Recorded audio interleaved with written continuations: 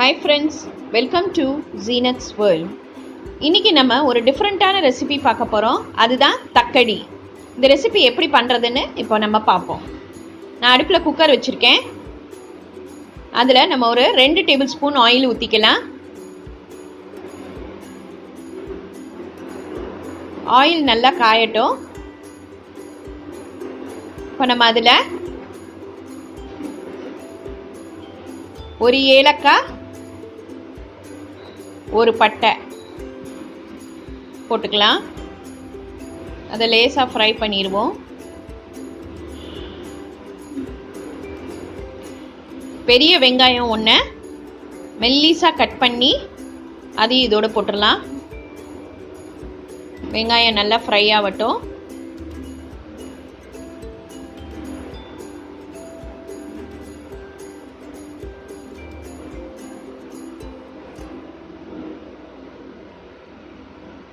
பச்சை மிளகா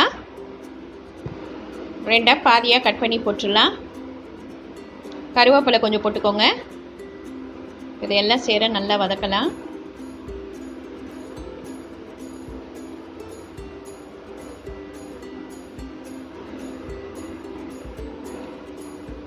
கொத்தமல்லி கொஞ்சமாக போட்டுக்கோங்க.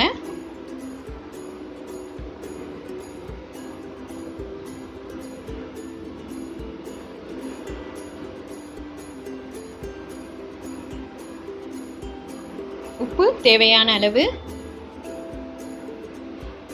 இஞ்சி பூண்டு பேஸ்ட்டு 1 ஸ்பூன். பச்சை வாசனை போகிற வரைக்கும் நல்லா வதக்குங்க.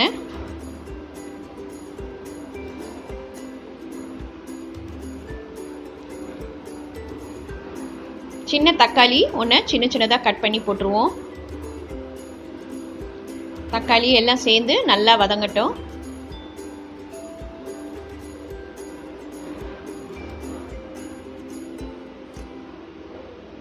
தக்காளி நல்லா வதங்கிருச்சு. இப்போ நம்ம அதில் 2 ஸ்பூன் மிளகாத்தூள், 1 ஸ்பூன் சீரகத்தூள், 1 ஸ்பூன் மல்லித்தூள், மஞ்சத்தூள் 1/2 ஸ்பூன் போட்டுக்கோங்க. இப்போ மசாலா வாசனை போகிற வரைக்கும் நம்ம நல்லா வதக்கிடலாம்.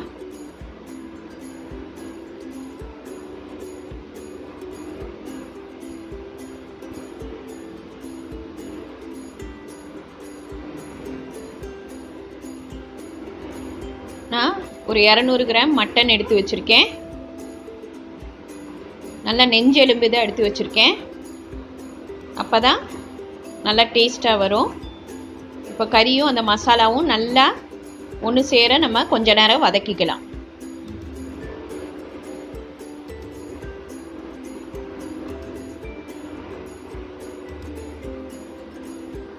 ஒரு 2 நிமிஷம் வதக்கினா போதும். அதுக்கப்புறம் ஒரு 2 கிளாஸ் தண்ணி ஊற்றிடலாம்.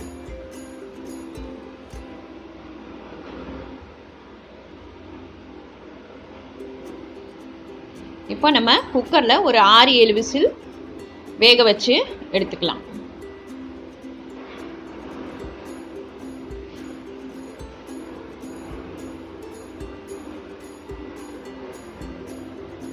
இப்போ நம்ம மாவை தயார் பண்ணிடலாம்.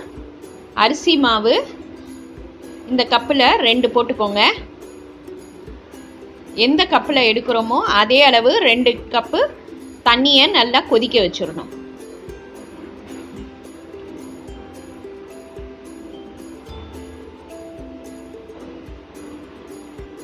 இந்த மாவோடைய உப்பு 1/2 ஸ்பூன் போட்டு அதை நல்லா கலக்கி வச்சிடலாம்.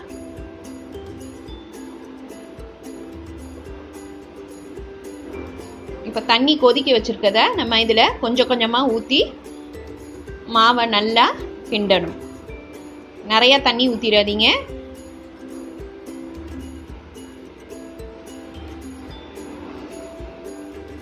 கொஞ்சம் கொஞ்சமாகவே ஊற்றுங்க. மாவு இந்த மாதிரி பதத்துக்கு வரணும். இந்த பாருங்கள், ஒட்டாமல் வருது பாருங்கள். இப்போ நம்மளோட மாவு ரெடி ஆயிடுச்சு. இப்போ நம்ம சின்ன சின்னதாக கொலக்கட்டை பிடிச்சி இந்த மாதிரி எடுத்து வச்சுக்கோங்க.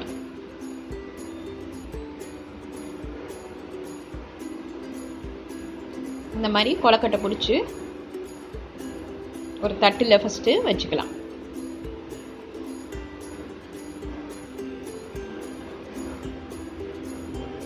இப்போ கொலக்கட்டையெல்லாம் ரெடி ஆயிடுச்சு. இப்போ நம்ம குக்கரை திறந்து பார்க்கலாம். நல்ல வாசனை அடிக்குது பாருங்க, பார்க்கவே எவ்வளோ நல்லா இருக்கு. நல்லா வெந்துருச்சு.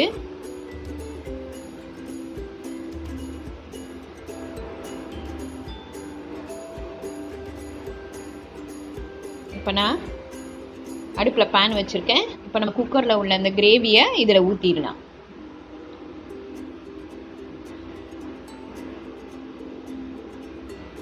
இப்போ கிரேவி நல்லா கொதிக்க ஆரம்பிக்கையில் நம்ம ஒவ்வொரு கொலக்கட்டையாக தள்ளி தள்ளி போடணும்.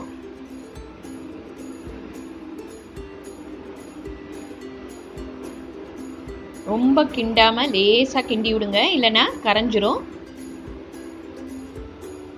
இப்போ நம்ம ஒரு 5 நிமிஷம் மூடி போட்டு வேக வச்சிடலாம். கொலக்கட்டை நல்லா வெந்துருச்சு பாருங்க.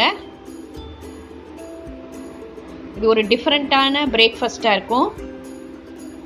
காலையில் இது சாப்பிட்றதுக்கு ரொம்ப நல்லா இருக்கும்.